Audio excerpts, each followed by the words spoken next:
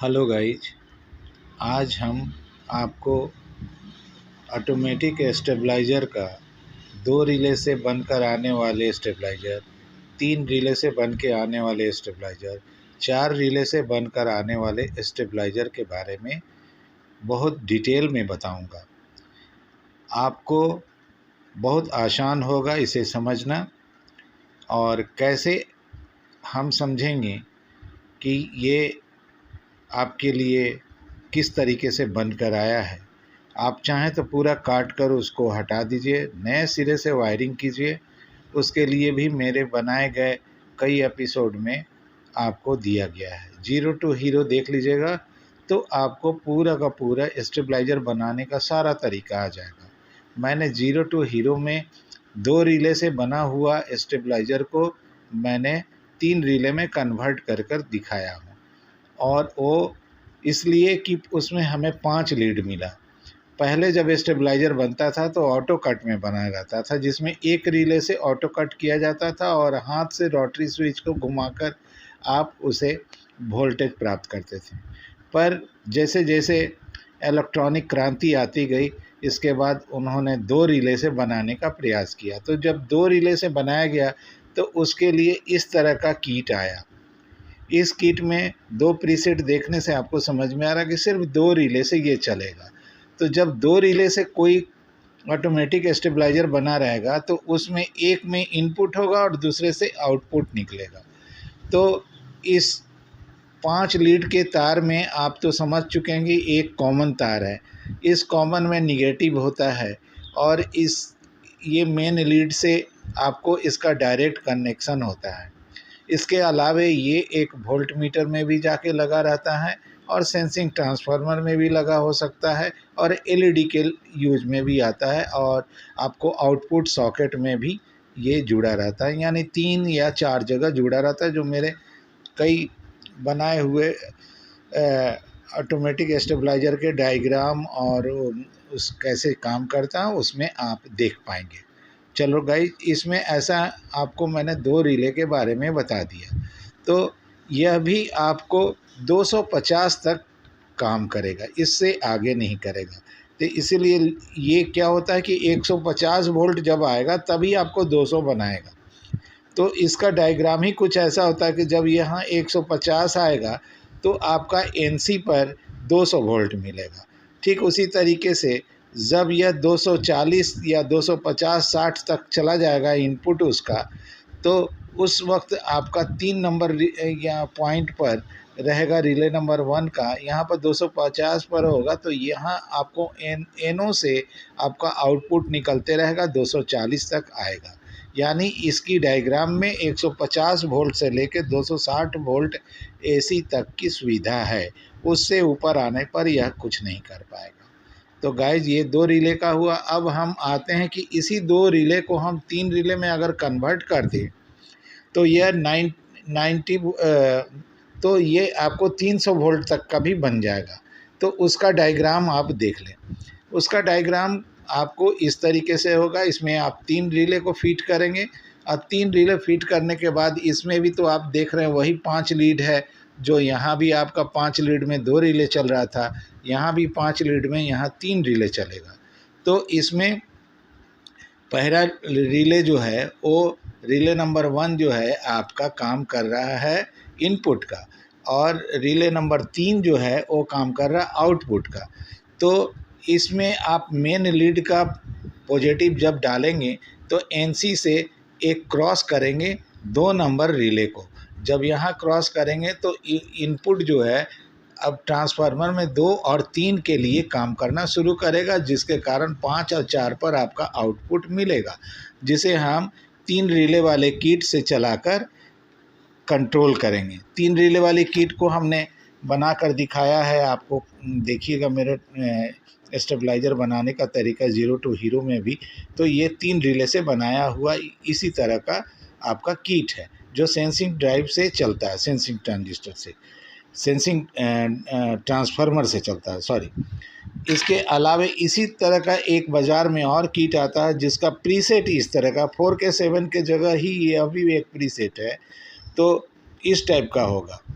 तो है तो ये 3 रिले का ही, तो आपने 3 रिले के बारे में देख लिया। तो इसका एक फ़ायदा क्या है कि यह 300 तक जाके आपको 300 वोल्ट अगर इनपुट यहाँ आएगा तब भी यह आपको 250 तक लास्ट देगा। 300 के बाद तो सवाल ही नहीं पैदा होता कि आपका स्टेबलाइज़र चलाना चाहिए, क्योंकि बहुत ज़्यादा हमिंग भी आएगा। तो फॉल्ट फाइंडिंग के लिए मेरा all in one stabiliser fault finding आप देख लीजिएगा, उससे आपको उसके बारे में जानकारी मिल जाएगा। तो ये 3 रिले के बारे में हो गए जो 90 से बना हुआ प्रायः बाज़ार में आपको मिलता है, 0.5 से लेकर 5 केवी तक का।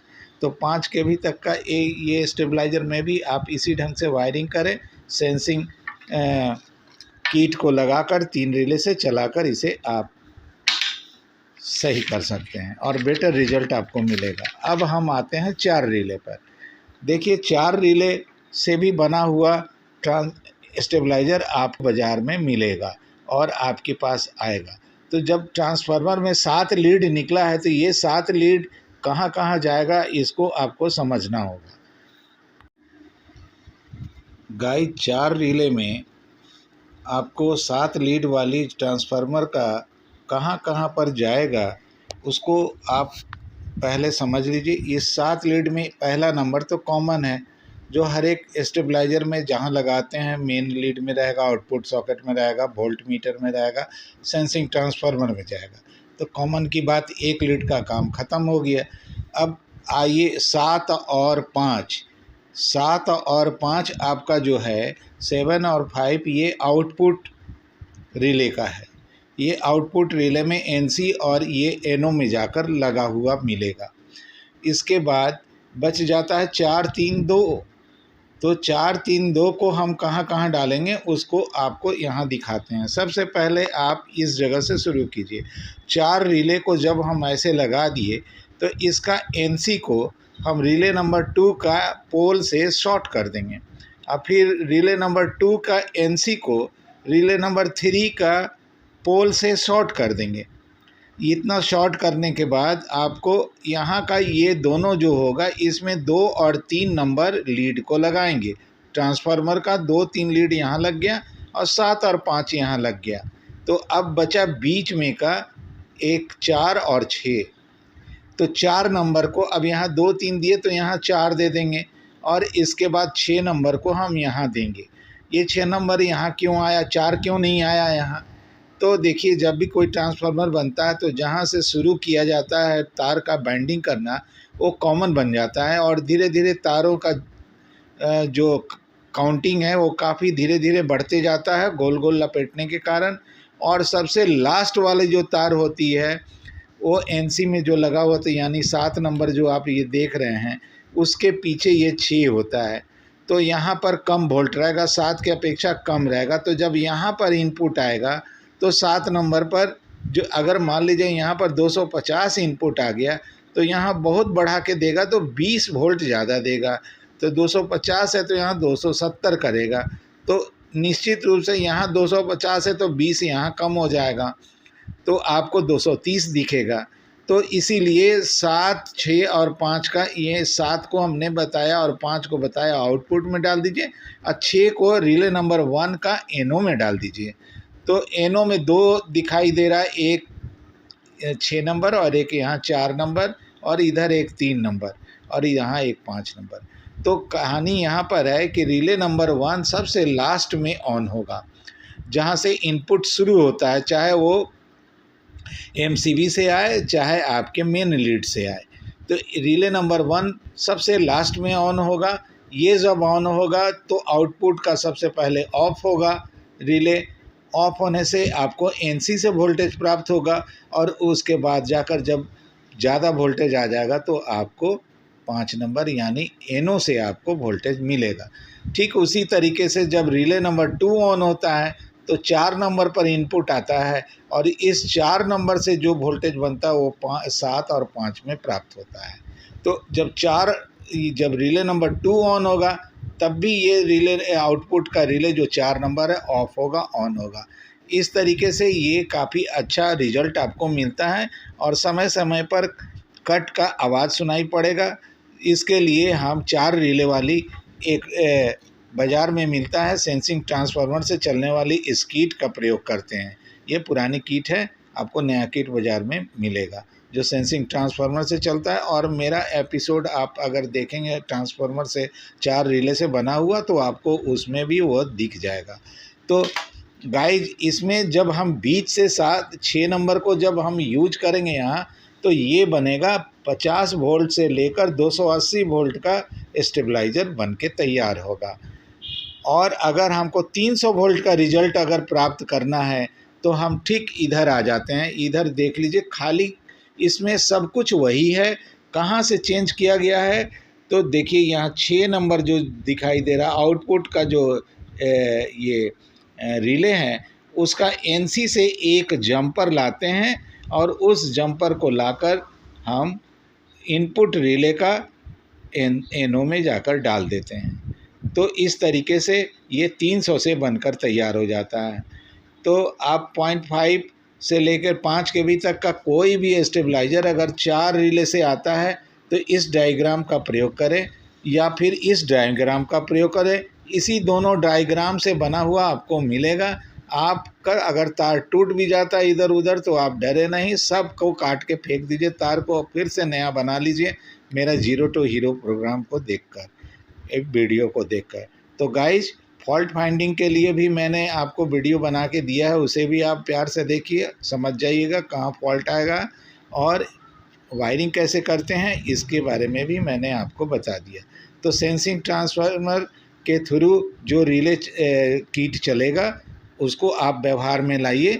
3 रिले वाला भी बहुत बढ़िया काम करता है, माइक्रो कंट्रोलर का बाप है यह। और माइक्रो कंट्रोलर से भी 12 वोल्ट से चलने वाला ये ट्रांसफार्मर काम कर जाएगा, क्योंकि 15 वोल्ट एसी का जो टेपिंग होता है, इससे एसी जो जब हम इसे डायोड के थ्रू गुजार करके 12 वोल्ट ही प्राप्त करते हैं, यानी 12 के बराबर ही इसमें मिलेगा। तो माइक्रो कंट्रोलर के लिए भी ये काम कर जाएगा, सेंसिंग ट्रांसफार्मर में भी यह काम करेगा इस तरह का। तो गाइज ध्यान रखें, मेरा अगर ये वीडियो अच्छा लगा हो तो लाइक करना और सब्सक्राइब करना, ताकि मैं आगे आपके लिए और भी अच्छा वीडियो बना सकूं। धन्यवाद।